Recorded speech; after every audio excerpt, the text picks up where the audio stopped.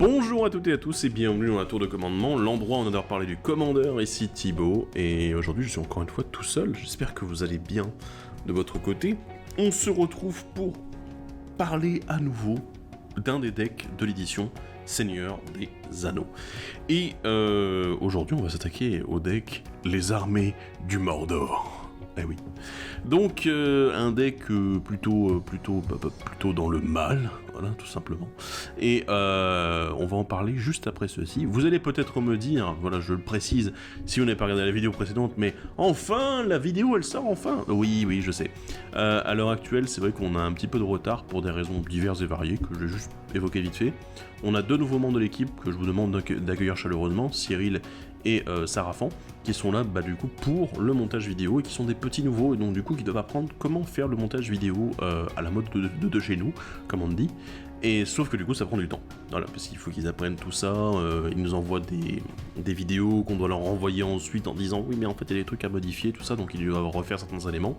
Ça prend du temps, le temps qu'ils prennent le pli, et ensuite ils pourront nous aider sur le long terme, ce sera beaucoup plus fluide que maintenant, mais il faut prendre le temps aussi, qu'ils puissent s'habituer. De l'autre côté, bien évidemment, vous le savez, la boutique Les Trois Commandements a ouvert à Reims, donc c'est notre boutique dans laquelle du coup on fait du Magic, mais pas que, on fait du jeu de société également en général.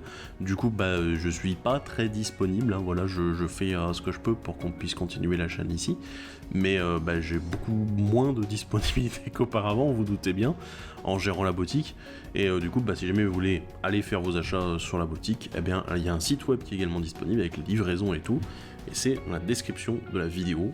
Je vous invite à aller faire un petit tour dedans, voilà. Et bien évidemment, je vais faire la pub de ça tout de suite. Oui, la phase de pub est pas encore là, mais elle va bientôt arriver. Eh bien, le Commander Tour 4 est en cours de préparation, il a été annoncé, donc du coup on finalise les derniers détails et surtout le voyage, puisqu'on est parti pour aller jusqu'à Albi, donc dans le sud de la France, pour cet événement-là. Donc les détails sont dans le trailer qu'on vous a balancé il y a quelques temps déjà, et qui est sur la chaîne, et du coup c'est encore une fois le rendez-vous qu'on est en train de créer pour les joueurs de Commander. On va avoir près de 300 places de disponibles pour pouvoir vous accueillir, et avec un gros prize wall qu'on va évidemment blinder comme d'habitude, qu'on a déjà commencé à blinder et qu'on va continuer à blinder pour la suite. En tout cas, j'espère que ça vous fera plaisir. On vous attend fin août, du coup près d'Albi, pour cet événement-là. Tous les détails sont dans la vidéo que j'ai mis également en description, bien sûr, comme d'habitude. Voilà. Donc, j'espère qu'on vous y retrouvera. Mais maintenant, on va passer à la phase de pub. Et voici venir la phase de pub durant laquelle nous allons vous rappeler d'aller nous suivre sur les différents réseaux sociaux, sur Facebook, sur Twitter et sur Instagram, pour avoir toutes les news, toutes les infos de la tour de commandement, savoir quand est-ce que les vidéos sortent, mais également savoir quand est-ce que nous réalisons les différents lives sur Twitch. Et si jamais vous ne pouvez pas assister au live, vous avez les archives de la tour de commandement pour voir les replays de ces live Twitch. Nous en profitons également pour remercier les tipeurs de la tour de commandement. Sans eux, rien ne serait possible, car ils nous soutiennent financièrement chaque mois ou ponctuellement et nous permettent de continuer à investir dans les différents projets de la tour. Donc un grand merci à eux, et si jamais vous souhaitez les rejoindre, c'est dans la description de la vidéo. Et on est parti pour parler maintenant du deck Les Armées du Mordor. Un deck surprenamment bleu, noir, rouge, donc Grixis, et qui est tourné autour du Mordor, voilà, et de ses armées. Vous allez voir pourquoi est-ce que je suis assez évasif en comparaison avec le deck précédent. Mais du coup, je vous rappelle qu'on va aborder d'abord les commandants du deck. Alors il n'y a pas de commandant réédité, lol. Donc les commandants exclusifs au deck, puis ensuite on va parler des nouvelles cartes du deck, et enfin on parlera des rééditions sympatoches. Voilà, et on va attaquer tout de suite avec les commandants. C'est parti. On parle du coup du commandant principal, Sauron, le Seigneur des Anneaux, une créature légendaire, avatar et horreur qui coûte 8, dont un bleu, un noir et un rouge, c'est une 9-9, et quand vous lancez ce sort, amassez des orques 5, meulez 5 cartes, puis renvoyez sur le champ de bataille une carte de créature depuis votre cimetière. Elle a le piétinement, et à chaque fois qu'un commandant qu'un adversaire contrôle meurt, l'anneau vous tente. Ok,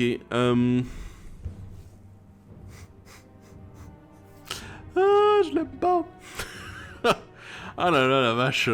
Alors, le truc c'est que c'est un sort à 8 quand même, c'est cher pour un commandant.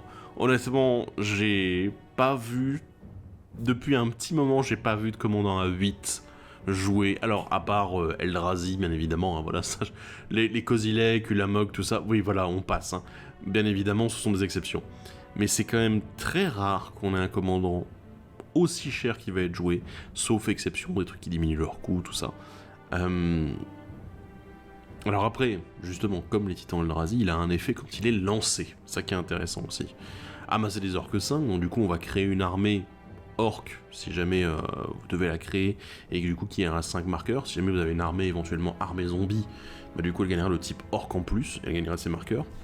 Melee 5 cartes, ok, renvoyer sur le champ de bataille une carte de créature, pourquoi pas. D'accord. Les commandants adverses qui meurent, l'anneau voûtante. Peut-être un petit rappel sur l'anneau voûtante. Allez, je vous laisse voir le rappel de l'anneau voûtante. Voici quelques petites explications sur la mécanique l'anneau voûtante.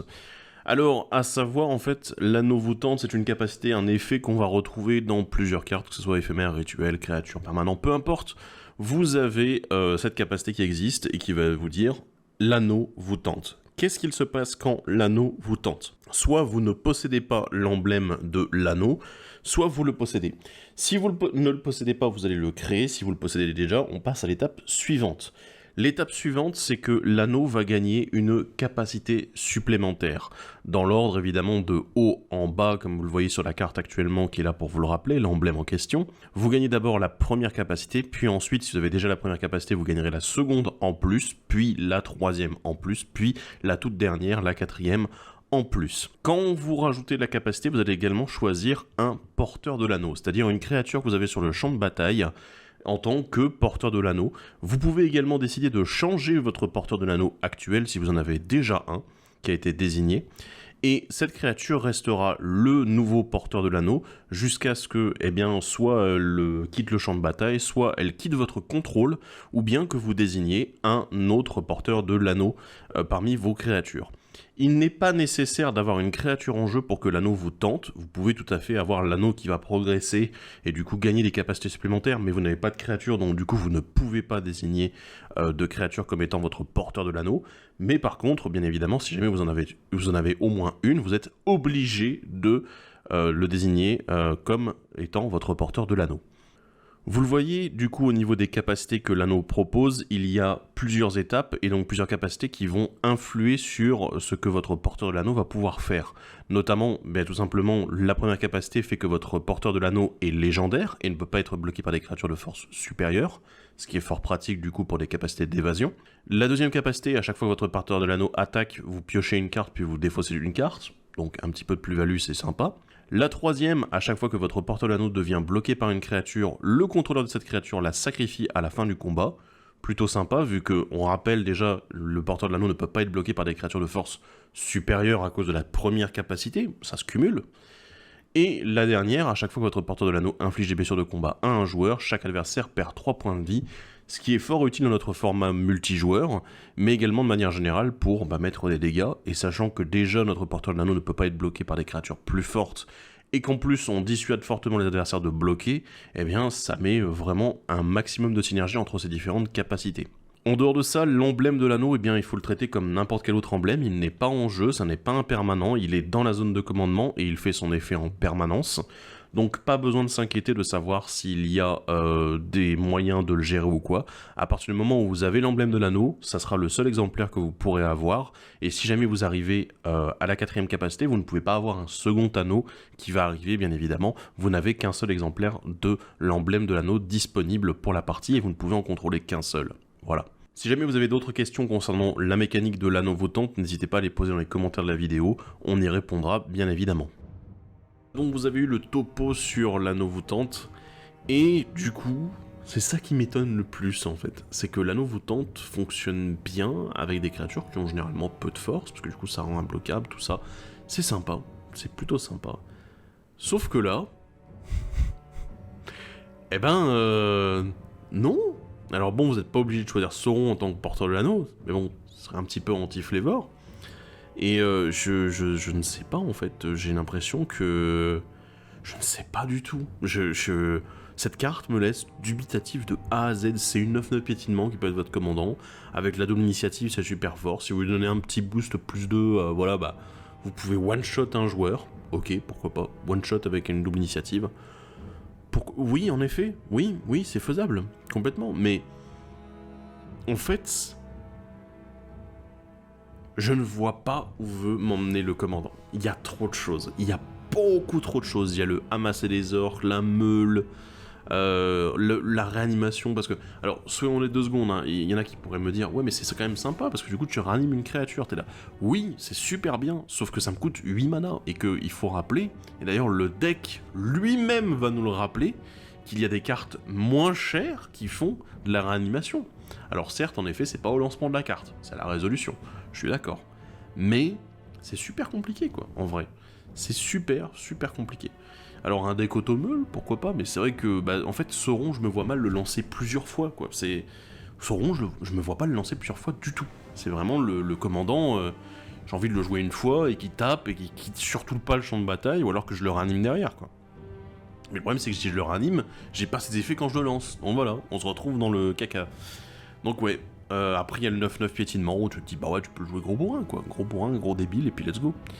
Le problème pour moi avec la dernière capacité, c'est que le fait que ça doit être un commandant avec un adversaire contrôle, donc t'es là, bah... C'est un commandant qui doit mourir, donc c'est quand même assez particulier. Il faut réussir soit à raser le board, soit à détruire les créatures qui ont une force inférieure éventuellement à celle de Sauron, pourquoi pas. Et du coup ça détruira beaucoup de créatures, y a pas de problème.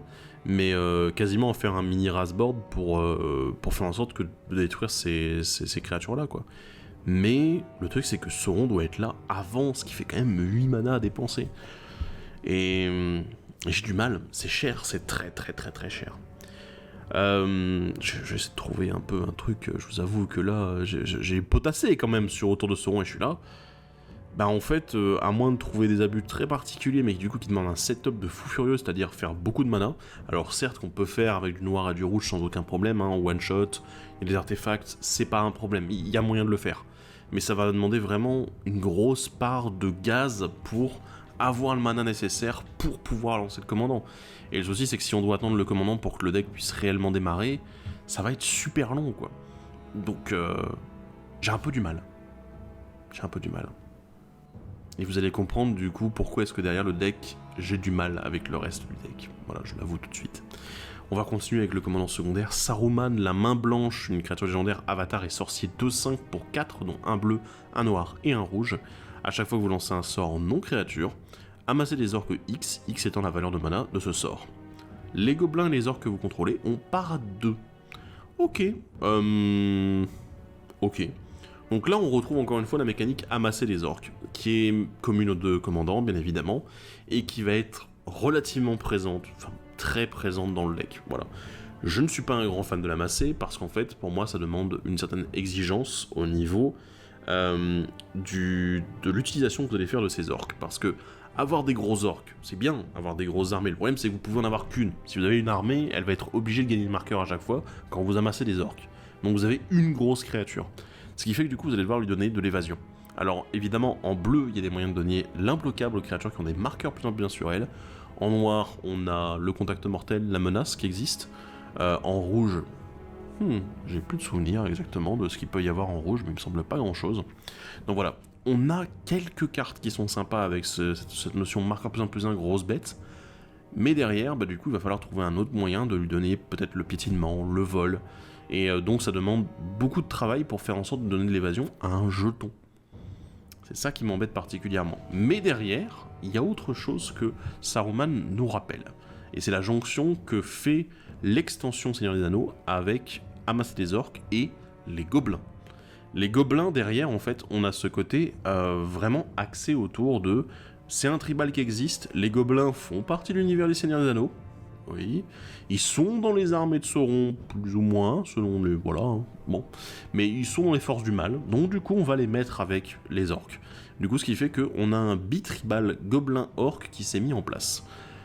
Sauf qu'évidemment les orques il y en a beaucoup moins, et, sauf dans le deck et dans l'extension. Voilà, donc du coup on va surtout avoir quelques gobelins dont on va parler un petit peu après, et les amasser des orques qui vont venir de manière régulière. Le La parade 2 pour les gobelins, c'est super bien, c'est intéressant parce que bon, t'as des gobelins qui sont relativement forts, mine de rien, et t'as pas envie forcément de perdre. T'en as en noir-rouge en plus qui sont relativement bien répartis, donc t'as des trucs un petit peu bien vénères quoi, et t'as des choses qui sont assez anciennes et d'autres plus récentes, donc on a un peu de tout. Le bleu va être bizarre par contre, avec les gobelins. Le bleu va être très bizarre. Mais au moins Saruman permet également de faire des jetons supplémentaires quand vous lancez des sorts non créatures, ce qui du coup amène à un autre élément du deck, c'est le côté très non-créature dont on va parler au fur et à mesure de l'épisode. Je vous avoue que il est très présent, on va pas se mentir, c'est un deck dans lequel il y a beaucoup de non-créatures, et du coup qui sont là également pour amasser des orques supplémentaires, et donc voilà, c'est faire la synergie entre le lien entre amasser des orques et le non-créature pour Saruman, tout ça, donc ça peut être assez cool en effet, mais du coup, gros questionnement, où est le lien ?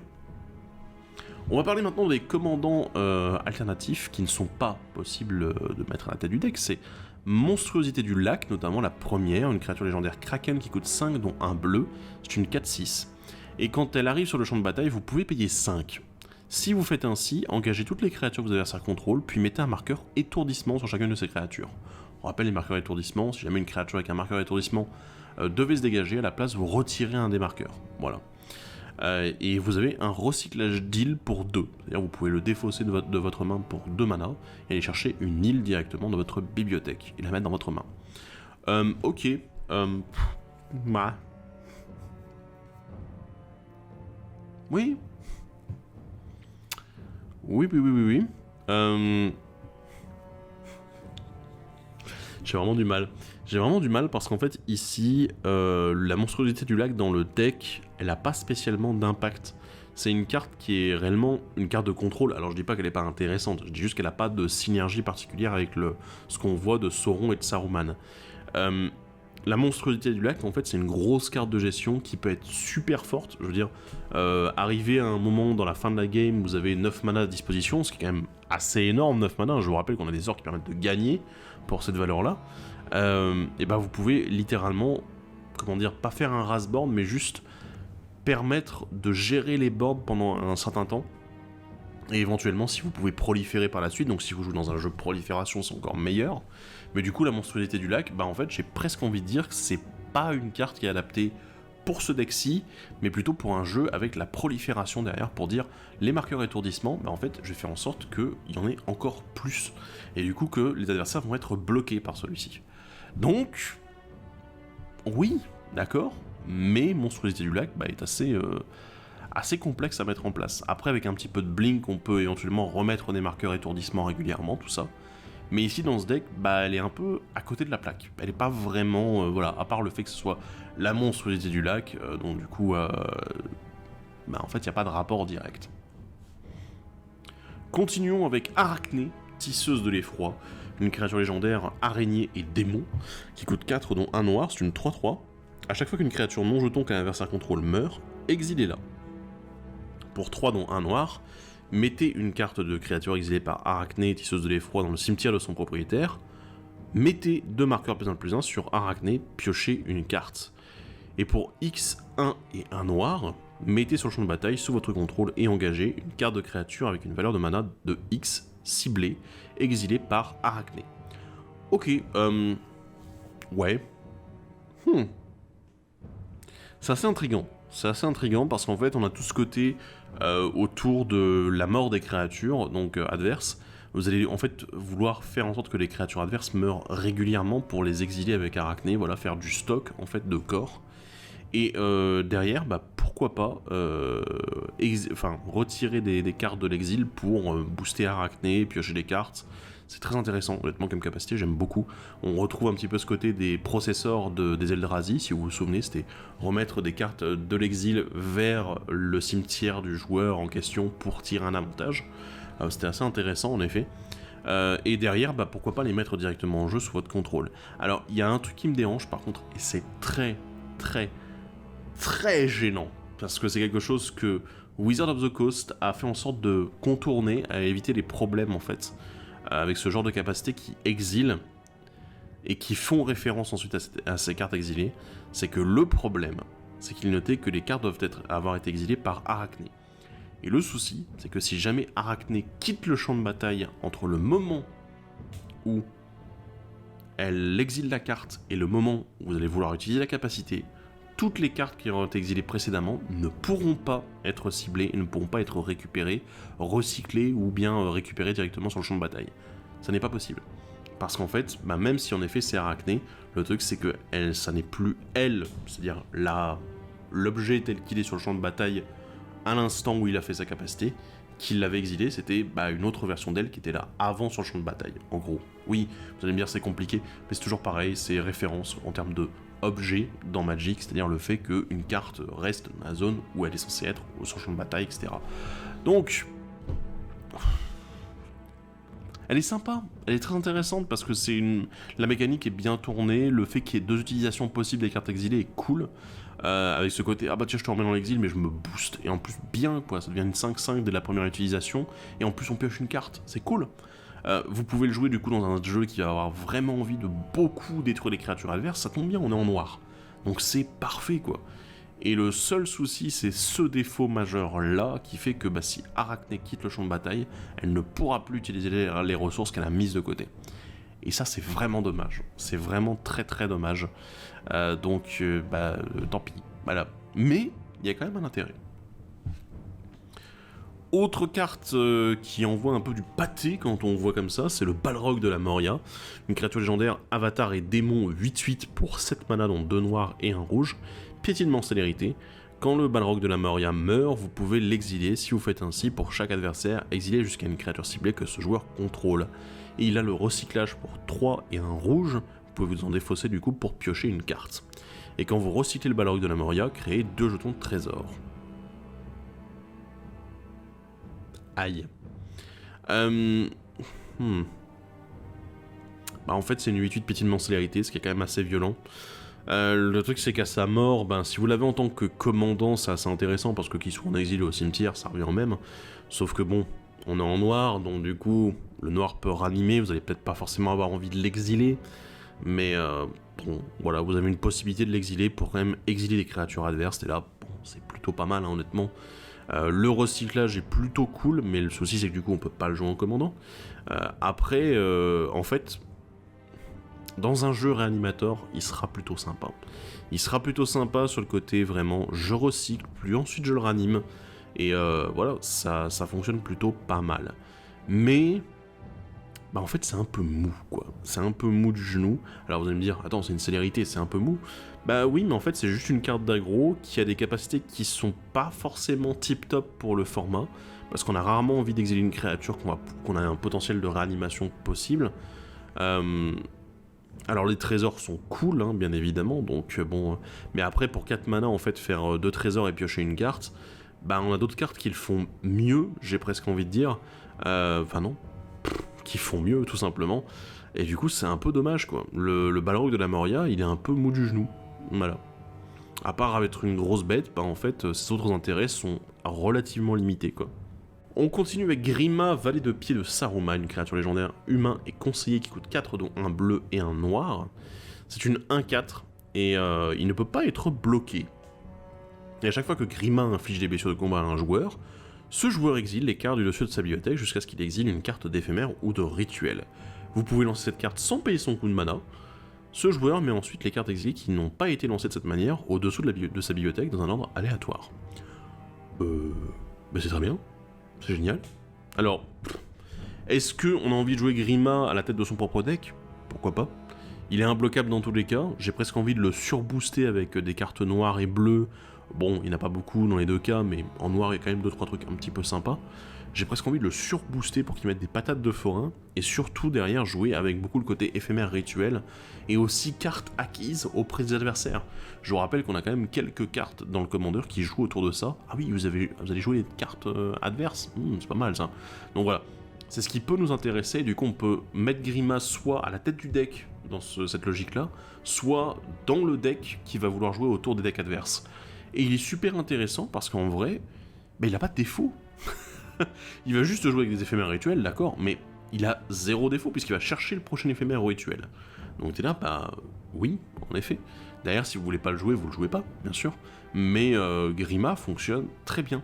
Donc oui, il y a éventuellement des cartes qui peuvent aussi jouer autour du fait que vous avez joué depuis l'exil, et non pas depuis la main. Donc ouais, ça fonctionne bien, quoi. Donc franchement intéressé, Grima il est cool, il est bien foutu, il est bien équilibré, donc ouais, pourquoi pas. Et on termine le tour de nos commandants avec le Seigneur des Nazgûl. Une créature légendaire, apparition et noble qui coûte 5, dont un bleu et un noir. C'est une 4-3 vol. Et les apparitions que vous contrôlez ont la protection contre les porteurs de l'anneau. A chaque fois que vous lancez un sort d'éphémère ou de rituel, créez un jeton de créature 3-3 noir, apparition, avec la menace. Puis, si vous contrôlez au moins 9 apparitions, les apparitions que vous contrôlez ont une force et endurance de base de 9-9, jusqu'à la fin du tour. Et là, j'ai presque envie de dire, j'ai envie de le jouer avec les Nazgûl de l'édition. Puisque les Nazgûl, on peut en avoir 9 dans le deck, et entre ça, plus les différents exemplaires du roi sorcier, du coup, qui sont également des apparitions, en fait, le Seigneur des Nazgûl, il est super cool, puisque vous pouvez vraiment faire votre tribal à ce moment-là. C'est réellement un tribal apparition Nazgûl qui est là, présent. Et du coup, il est super intéressant, parce que derrière, les Nazgûl dans l'édition, je le rappelle, mettent des marqueurs chaque fois que vous êtes tenté par l'anneau. Donc du coup, pourquoi pas faire un petit peu de tentation de l'anneau. En bleu-noir, c'est relativement facile avec les cartes de l'édition. Et derrière, du coup, booster les apparitions avec les marqueurs. Et également, dès que vous en avez 9, simplement les booster en plus avec leur force et endurance de base, plus les marqueurs déjà acquis auparavant. Ce qui fait que vous pouvez mettre des patates à une vitesse colossale si vous faites ça correctement. Donc, le Seigneur des Nazgûl, ça peut vraiment être un commandant de génie, vraiment le truc qui s'oriente vraiment autour de la mécanique, enfin de deux mécaniques de l'édition et qui va juste envoyer des patates dans la tronche des adversaires à une vitesse phénoménale. Parlons maintenant des nouvelles cartes du deck, et on va commencer avec les Pirates d'Umbar, une créature humain et pirate qui coûte 4 dont un bleu, c'est une 3-3, et pour 3 dont un bleu, un gobelin, un orc ou un pirate ciblé ne peut pas être bloqué ce tour-ci. Et à chaque fois que les Pirates d'Umbar infligent des blessures de combat à un joueur, amassez des orques 3. Oui. Bon, c'est assez intéressant parce qu'on a le côté pirate qui ressort, donc du coup qui est utilisable dans les decks pirates en général. Le humain bleu aussi est présent, donc bon... Ça va pas fonctionner avec les humains par contre, c'est très tribal, gobelin, orc, pirate. Alors les gobelins et les orques avec du bleu, ça va être un peu compliqué en dehors de cette édition-ci et ce deck-ci. Par contre les pirates rendus imbloquables, c'est assez cool. Et derrière le côté vraiment amasser les orques 3 chaque fois qu'ils touchent, c'est relativement efficace, c'est plutôt pas mal. Dans cette logique-ci de vouloir tourner autour de amasser les orques, ça fonctionne plutôt bien. La deuxième et dernière carte bleue de ce deck, c'est Subjuguer les Hobbits, un rituel qui coûte 7 dont 2 bleus. Acquérez le contrôle de chaque créature non commandant avec une valeur de mana inférieure ou égale à 3. Ok, c'est assez intéressant parce qu'en gros, on a ce petit côté, on va récupérer toutes les petites créatures. Mais, soyons honnêtes 2 secondes, justement, à cause du coup de mana, ça va arriver relativement tard dans la partie, et je suis pas sûr qu'on veuille récupérer toutes les créatures à 3 et moins, sauf dans certains cas. Le cas en question étant le fameux deck Go Wide, c'est-à-dire beaucoup de petites créatures qui vont en fait s'aligner au fur et à mesure sur le champ de bataille d'un joueur, et qui vont attaquer en masse en fait. Dans ce genre de cas, ce qui correspond un petit peu au Hobbit, lol, vous allez avoir envie de récupérer tout ce champ de bataille pour vous. Ce qui est un peu dommage, c'est qu'on ne puisse pas récupérer les commandants, parce qu'aujourd'hui on est dans un format qui veut accélérer de plus en plus ses sorties et réduire de plus en plus le coût de son commandant. Donc 3 mana et moins, c'est quelque chose qu'on retrouve assez couramment, et là on peut pas les récupérer. C'est dommage, ça aurait été un petit peu une bonne claque dans la tronche des joueurs qui veulent systématiquement accélérer leur deck. Tant pis, voilà. Mais au moins on peut récupérer éventuellement le reste. Mais pour moi les conditions sont pas réunies réellement pour que Subjuguer les Hobbits soit une carte qu'on puisse jouer dans beaucoup de decks. Il n'y a que quelques decks qui pourront les jouer dans des conditions en gros où ils savent qu'ils vont rencontrer beaucoup de decks, jetons, des decks avec beaucoup de créatures qui sont de petites créatures en jeu. Mais du coup ça fait que c'est un peu plus méta dépendant en fonction des tables de jeu auxquelles vous avez l'habitude de jouer. Donc voilà, je suis pas forcément un grand fan. Continuons avec les cartes rouges, j'en ai quelques-unes pour vous. Notamment le dragon à la caverne au trésor, qui coûte 9 dont 2 rouges. C'est une créature dragon. Une 6-6 qui coûte X de moins à lancer pour le plus grand nombre d'artefacts qu'un adversaire contrôle. Elle a le vol, le piétinement et la célérité, et à chaque fois qu'il a infligé blessure de combat à un joueur, vous créez un jeton de trésor pour chaque artefact que ce joueur contrôle. Donc du coup, c'est quand même un dragon qui est réduit en coût en fonction du plus grand nombre d'artefacts chez un joueur, un adversaire, et ensuite derrière vous allez faire des trésors pour chaque artefact que ce joueur contrôle. C'est très efficace, d'autant plus que si jamais quelqu'un a accumulé par exemple une grande quantité de trésors, eh ben il risque de l'avoir un petit peu mauvaise, de se dire déjà ah bah tiens, j'ai réduit le dragon de 4 ou 5 mana. Donc du coup, ce qui fait qu'il coûte vraiment pas cher, parce que d'un seul coup, on se retrouve à 4 mana pour une 6-6 vol piétinement célérité. Hop, j'attaque le joueur qui a les trésors, justement, et il va être obligé de sacrifier tous ces trésors s'il veut pas que j'en fasse moi-même aussi. Du coup, ce qui fait que c'est un dragon trésor, mais également anti-trésor, c'est assez étrange, mais peut-être aussi anti-nourriture, et ouais, on en reparlera plus tard. Mais voilà, c'est quelque chose d'assez intéressant, surtout dans un commandeur qui a tendance à de plus en plus se jouer autour des artefacts. Mais du coup, ça fait que la carte, elle devient très forte, très vite, on va pas se mentir. Ça va dégénérer très rapidement, en fait, si jamais vous êtes dans les bonnes situations et que, bah voilà, il y a un adversaire qui cumule 4 ou 5 artefacts, ça tombe bien, allez hop, j'ai un dragon dans la main, let's go. Donc c'est assez efficace, quoi, là-dessus. Et puis surtout, comme il a la célérité, ça fait qu'il va tirer une plus-value tout de suite de sa réduction de coût, quoi. Donc c'est un peu con-con, là-dessus. Très. Continuons avec le maître de siège orc, un orc et soldat qui coûte 3 dont 1 rouge, c'est une 0,5 piétinement, oui, c'est bien entendu. Les autres orcs et gobelins que vous contrôlez en piétinement, oui. Et à chaque fois qu'il attaque, il gagne plus X plus 0 jusqu'à la fin du tour, X étant la force la plus élevée parmi les créatures que vous contrôlez. Bien évidemment, ici la logique c'est de faire en sorte que vous ayez un jeu avec de amasser des orcs et que vous allez gagner un bonus équivalent à la force de cette armée orc. Donc voilà, ce qui fait que le maître de siège orc il va être super efficace, il va piétiner comme un gros bourrin, et en plus il donne le piétinement à cette armée orc qui va pouvoir défoncer des culs à son tour également. J'aime beaucoup le fait que le maître de siège orc soit aussi peu cher, il faut l'avouer, puisque bah, derrière c'est un bon bonus quoi. Je veux dire, pour les gobelins, acquérir le piétinement pour 3 mana, c'est sympa aussi, parce qu'il faut pas l'oublier, tribal gobelin. On est en mono rouge ici avec le maître. C'est tout à fait faisable, on peut le jouer dans un mono rouge gobelin, un petit orc qui se balade en plein milieu mais qui donne un bon boost, et derrière éventuellement qui va taper à l'occasion. Donc voilà, c'est plutôt pas mal, moi je l'aime bien, il est sympathique, même dans un jeu aggro en général en fait, si on veut avoir une grosse force éventuellement, ou alors si on joue avec des créatures qui ont tendance à avoir des forces très élevées, le maître de siège, lui il peut venir pour se rajouter en tant que créature piétinement, également avec une grosse force, et mine de rien, une endurance de 5, ce qui est quand même assez élevé, hein, c'est plutôt pas mal. Donc, un double intérêt qui peut être plutôt intéressant dans pas mal de jeux en fait, hein. Pas uniquement dans le tribal. Et enfin, on finit le rouge avec le mammouth de guerre déchaîné, qui est en fait un olifant. Ok.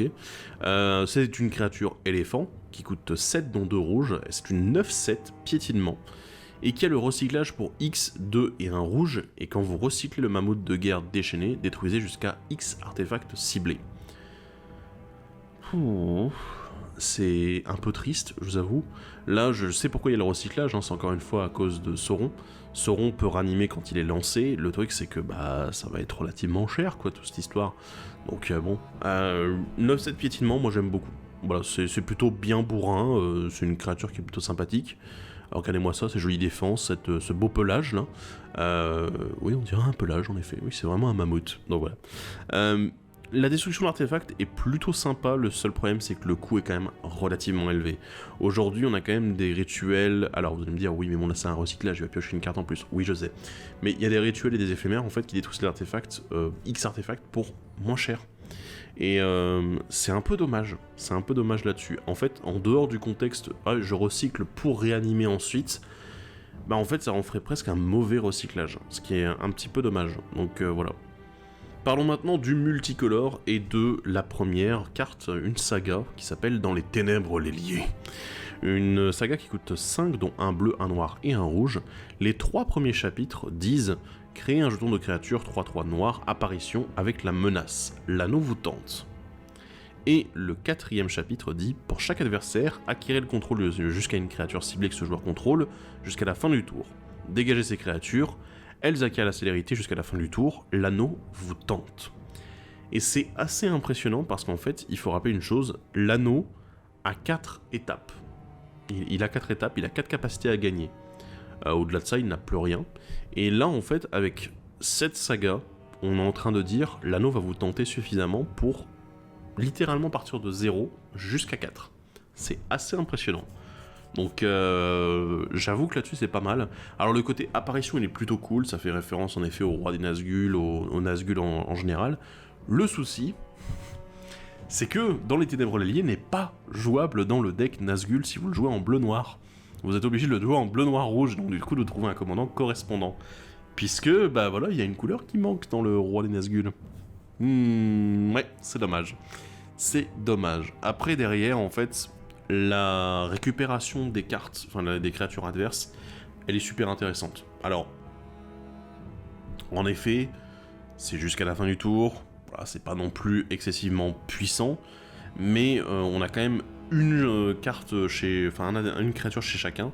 Au moment où ça peut arriver, en fait, on peut déjà être sur la fin de game et du coup ça peut changer la game. Sauf que bon, on le voit arriver de loin encore une fois. C'est une saga qui coûte 5 mana, elle va juste faire des apparitions dans les premiers tours, et ensuite derrière il va y avoir cette 4ème étape qui va nous permettre de récupérer des créatures adverses. Sauf que, entre temps, en fait, vu le timing, vu le coup, ça peut déjà être terminé ou ça peut déjà être trop tard pour vous. Donc attention là-dessus, je pense qu'il va falloir essayer d'accélérer un petit peu ça et de la jouer un peu plus tôt. On continue avec un rituel, le regard vigilant, qui coûte 4 dont un noir et un rouge. Exilez la carte du dessus de la bibliothèque de chaque joueur. Jusqu'à la fin de votre prochain tour, vous pouvez jouer ces cartes et du mana de n'importe quel type peut être dépensé pour les lancer. Et elle a le flashback pour le même coup. Voilà, 2, un noir et un rouge. Donc plutôt intéressant de pouvoir le relancer depuis le cimetière. Ok, bien. Bon, c'est plutôt sympa. Encore une fois, on retourne sur des cartes en fait qui nous permettent de jouer. Alors à la fois des cartes depuis l'exil, Prosper, bonjour. Donc vous pouvez jouer des cartes depuis l'exil, donc encore une fois ça va intéresser un certain type de deck. Et de l'autre côté, vous allez pouvoir tout simplement récupérer des cartes adverses, et également des vôtres bien sûr. Mais c'est assez intéressant dans ce sens-là aussi, puisque du coup, tous les jeux, les commandants qui aiment bien jouer avec les cartes adverses, en fait, elles vont vouloir jouer ce genre de cartes. Surtout que c'est pas excessivement cher derrière. Voilà, c'est plutôt pas mal. Hein. Après, bon, ça fait quand même beaucoup de cartes. Ça fait quand même 4 cartes. Vous avez un tour de table complet pour les jouer.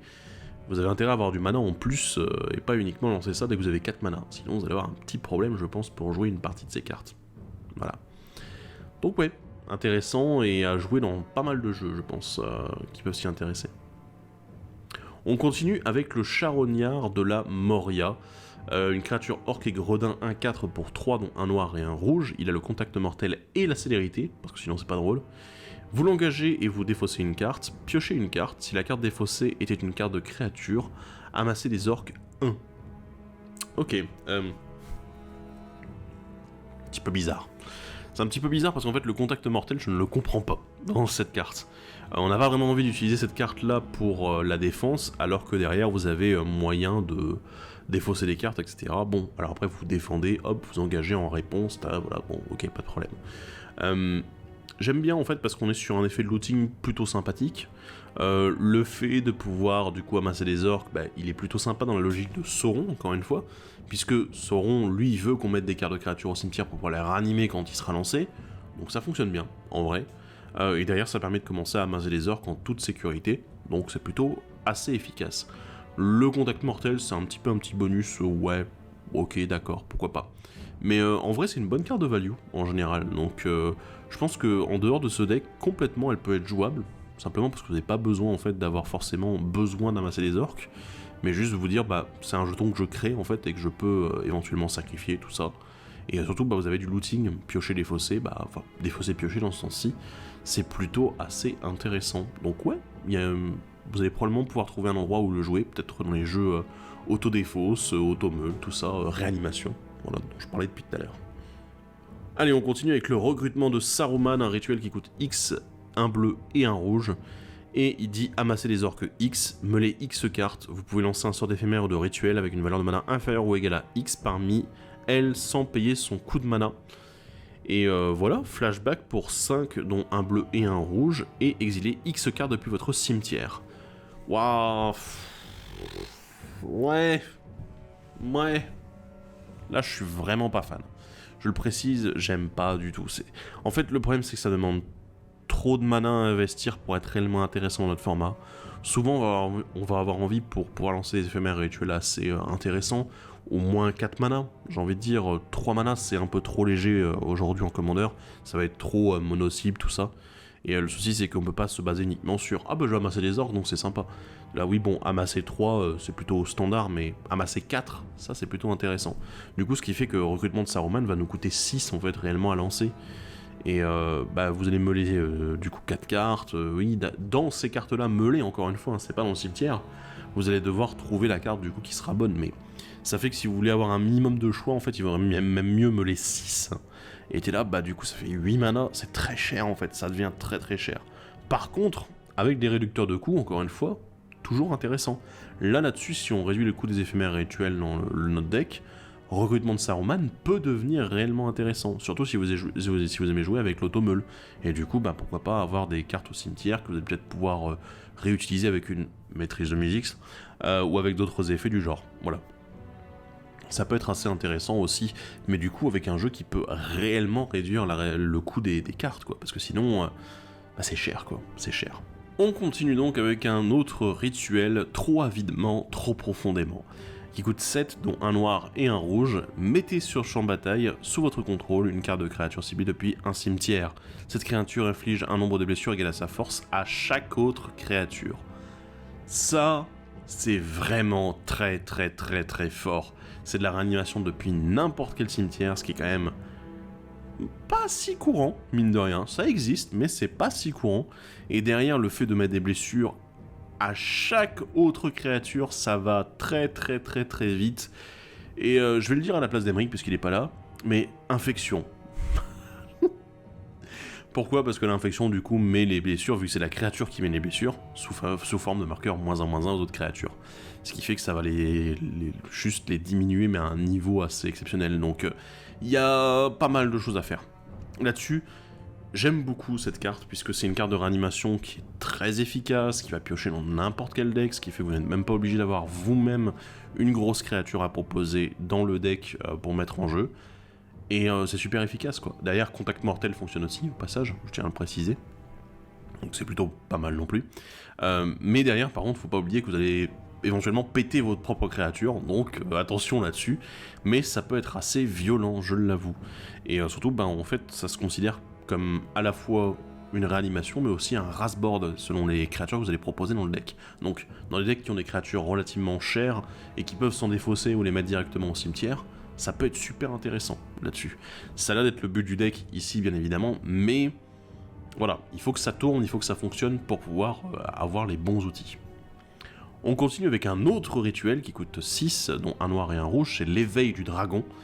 Et il dit créer un jeton de créature 6/6 noir et rouge dragon avec le vol, la menace, et à chaque fois que cette créature inflige des blessures de combat à un joueur, acquérez le contrôle d'un artefact ciblé que ce joueur contrôle. Et il a le flashback pour 6, un noir et un rouge.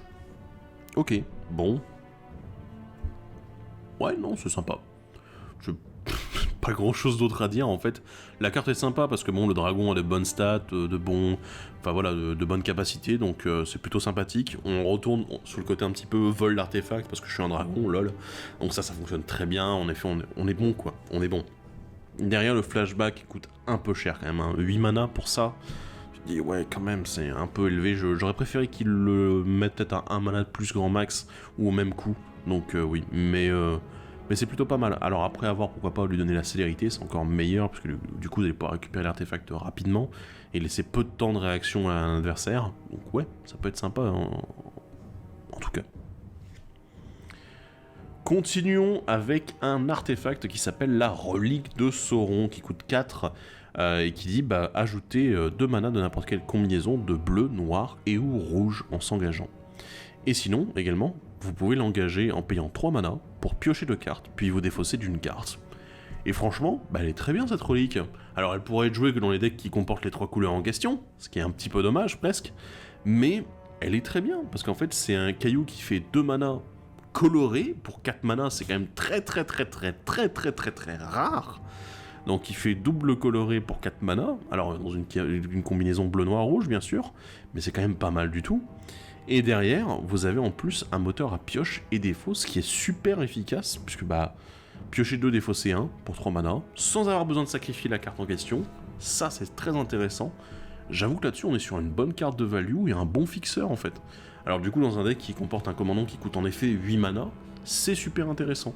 Bien sûr, dans les decks qu'on a tendance à jouer aujourd'hui, je vous conseillerais de le jouer avec notamment un deck où le commandant est relativement cher, je veux dire, à partir de 5-6 mana pour le coût du commandant, ça paraît intéressant de jouer la relique de Sauron, bien sûr. Donc voilà, c'est plutôt sympa, j'aime beaucoup en tout cas. Et enfin, on termine avec un terrain. La Porte Noire, un terrain légendaire porte. Oui, encore une. Au moment où la Porte Noire arrive sur le champ de bataille, vous pouvez payer 3 points de vie.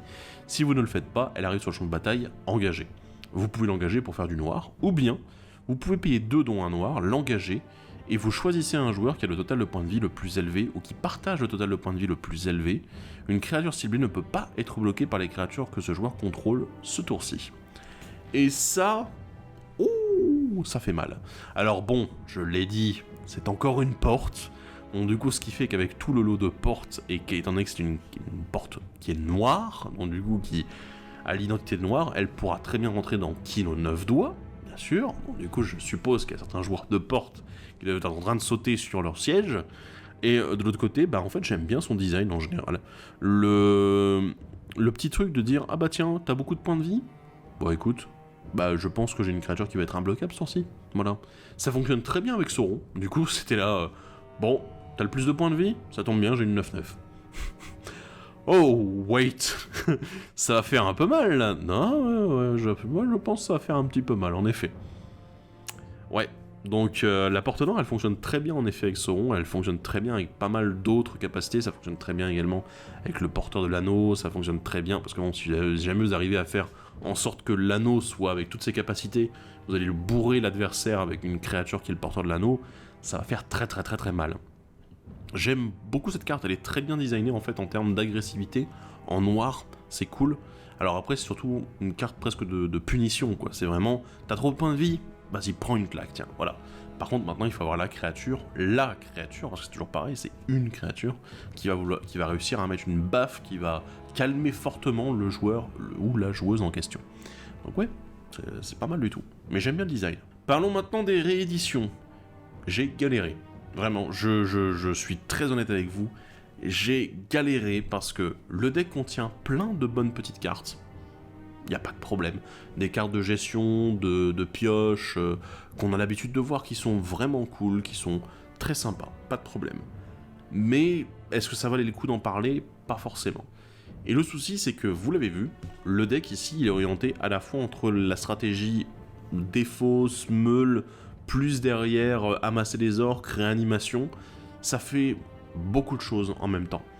Et en plus, je vais le mettre en avant avec la première catégorie des cartes rééditées que je vais proposer, et ben il y a un côté tribal qui ressort. Mais un côté tribal qui est très mal fichu. Puisque je vous ai dit qu'il y avait un tribal orc et gobelin. Et le souci, c'est que là, en fait, on a des cartes de tribal gobelin. Du coup, je vais vous parler de 3 cartes qui sont dans le tribal gobelin et qui s'apparentent à certains points du deck. Vous allez vite comprendre où est le problème. On a les gobelins Siaphil, le gobelin des rues et le commandant des assiégeants. Alors, il y en a 2 qui sont en commun, gobelin Siaphil et gobelin des rues. On est sur des gobelins qui jouent sur le côté éphémère, rituel, voilà, donc c'est plutôt pas mal. On est sur quelque chose qui fonctionne bien, surtout avec Saruman, du coup, plutôt qu'avec Sauron. Donc de manière générale, on a un petit côté synergique qui est plutôt cool, et qui fonctionne bien en effet avec Saruman, top. Très bonne qualité, pas de problème, les deux vont bien ensemble, enfin, voilà, c'est plutôt pas mal. Et ensuite, on a le commandant des assiégeants, qui joue sur le sacrifice de jetons gobelins, enfin de gobelins en général, mais qui fait des jetons en plus. Et du coup, c'est très bizarre, parce qu'en fait, le deck ne comporte pas vraiment beaucoup de gobelins. Il en comporte un petit peu, mais pas plus que ça. C'est un peu dans le truc de dire bah oui, on va avoir nos gobelins, qui traînent un peu à droite à gauche, mais le souci c'est que le commandant des assiégeants ne permet pas de sacrifier les orques, qui sont quand même les orques avec amassé, ce qui serait plutôt assez cool de se dire je peux sacrifier un orc pour m'aider des blessures, et ensuite quand j'amasse une nouvelle armée orque, du coup ça va me faire un nouveau jeton, plutôt que de dire en fait j'ai un jeton qui va grossir au fur et à mesure. Non, ici ça pourrait être une stratégie assez intéressante de pouvoir sacrifier ces orques, sauf que le commandant des assiégeants ne permet de sacrifier que des gobelins. Et c'est là l'un des principaux problèmes du deck, c'est que le mix gobelin-orc, en fait il est mal ficelé. Voilà.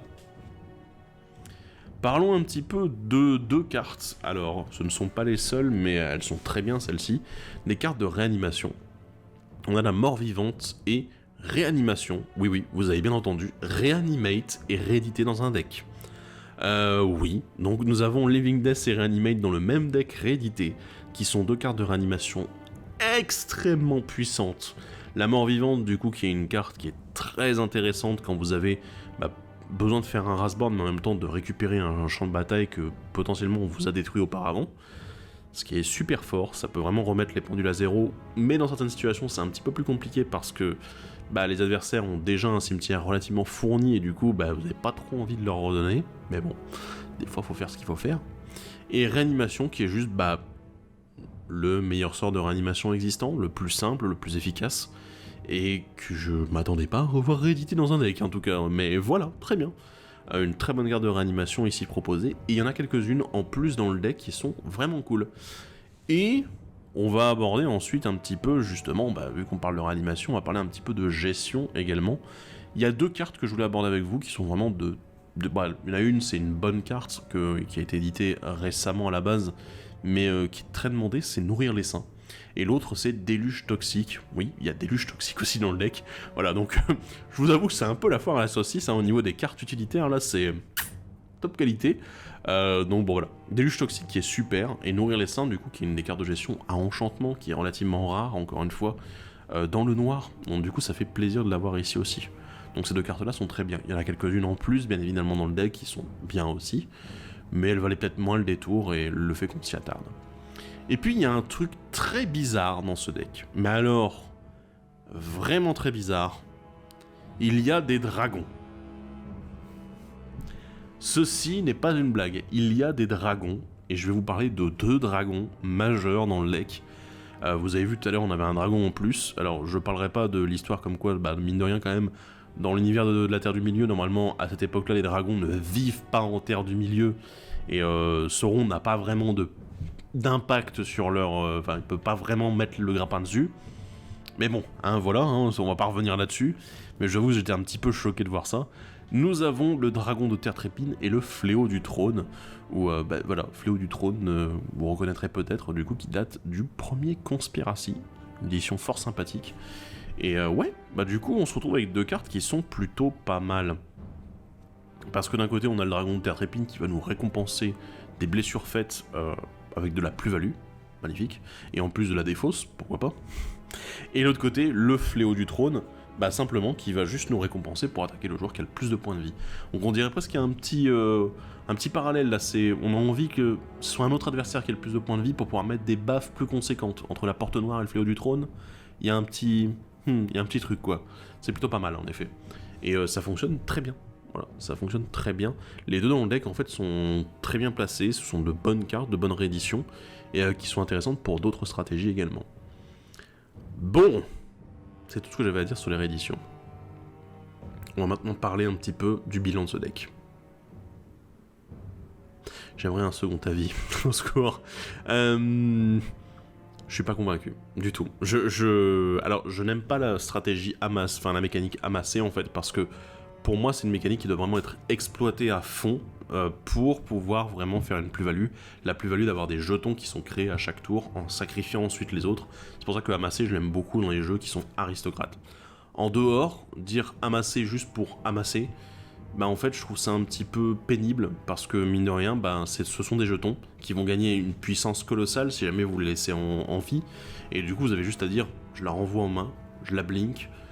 Et en fait, c'est fini, tout simplement. Je retire les marqueurs, voilà, la créature est morte.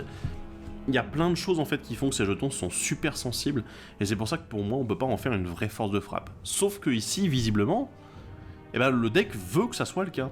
Et je suis un petit peu troublé. Parce que là, il y a un mix, je sais pas si vous vous rendez compte, on a parlé, dans cette analyse de deck, de amasser, automeule, réanimation. Bon, la novotante éventuellement un petit peu, ça arrivait. On a parlé de sorts non créatures, on a parlé de gobelins. Rien que ça, déjà, bon alors je passe après sur les commandants secondaires qui ont des stratégies un petit peu différentes, mais rien que ça fait quand même déjà beaucoup de stratégies. Et je parle même pas de dragons, de piquer des cartes aux adversaires, tout ça, parce que là, Mais il y a beaucoup de choses en fait dans ce pack, et en fait je trouve que le pack se disperse énormément. Alors je ne sais pas, pour moi le bilan il est très mitigé, je vois des cartes qui sont quand même fortes, je vais pas vous mentir, hein, il y a des nouvelles cartes exclusives qui sont quand même relativement intéressantes et assez fortes hein, pour certaines d'entre elles. De l'autre côté je vois des rééditions qui sont bien cool et bien vénères des fois, donc ça fait plaisir, mais j'ai l'impression qu'au milieu il y a un manque de liant qui est assez énorme, parce que pour moi, contrairement notamment au deck précédent que j'ai abordé, les Cavaliers du Rohan, du coup où on avait une stratégie humain, une stratégie monarque qui était quand même liée par des cartes communes et des trucs qui faisaient que le tout pouvait être fonctionnel, notamment aussi parce que aggro permet de conserver le monarque relativement souvent, c'est quand même pas mal, et bien de l'autre côté ici, avec ce deck les armées du Mordor, je ne vois pas le lien, je vois des trucs, des éléments qui fonctionnent un petit peu indépendamment, qui sont un petit peu synergiques à droite à gauche, mais en fait il n'y a pas de réelle connexion entre tout ce qu'on voit dans le deck. Et c'est un peu triste, voilà, je vous avoue. Donc, je ne suis pas très convaincu par ce deck. Mais du coup, moi j'attends votre avis dans les commentaires, j'attends que vous me disiez ce que vous pensez de ce deck, et éventuellement ce que vous en avez pensé si vous l'avez joué tel quel. Est-ce que vous avez eu d'autres expériences, est-ce que vous avez pu le tester plusieurs fois, c'est encore mieux hein, de pouvoir le jouer plusieurs fois, et du coup faire un retour là-dessus. Mais en tout cas, moi, j'ai un gros doute, j'ai un très gros doute sur ce deck, et sur sa capacité en fait tout simplement à tourner d'une manière convenable, plutôt que de faire juste de la plus-value avec des grosses cartes. Donc voilà. J'espère que vous me ferez un joli petit retour. Voilà. Bref, on se dit du coup à la prochaine pour une nouvelle analyse de deck de Seigneur des Anneaux. Et bah voilà, portez-vous bien. Bye bye.